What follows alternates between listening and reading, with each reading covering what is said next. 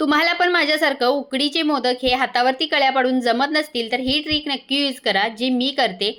तर इथे मी काय केलं, कढईमध्ये 2 वाट्या पाण्या घेतलेल्या आहे. चवीपुरतं मीठ घालायचं, अर्धा चमचा तूप घालायचं, 2 वाट्या तांदळाचं पीठ मिक्स करायचं आणि याला चांगलं मिक्स करून झाल्यानंतर 2 मिनिटं झाकण ठेवून याची उकड काढायची. आता ही उकड परातीमध्ये घ्यायची आणि गरम गरम असताना ह्याला स्मॅश करून घ्यायचं. हाताला थोडं थोडं तूप लावून मऊसर होईपर्यंत ही उकड आपल्याला मळून घ्यायची. आता उकड आपली इथे चेक करून घ्यायची. हातावरती पेढा बनवायचा. जर ते साईडने फुटत नसेल तर उकड आपली बरोबर तयार झाली हे समजून जायचं. मोदकाचा साचा घ्यायचा, त्याला तूप लावायचं, हाताला थोडंसं तूप लावायचं आणि हे पीठ दाबून दाबून साईडने आधी भरून घ्यायचं, मध्ये सारण भरून घ्यायचं. मस्त इथे आपले मोदक तयार करून घ्यायचे. आता चाळणीमध्ये ठेवून हे मोदक चांगले 5 मिनिटं वाफवून घ्यायचे.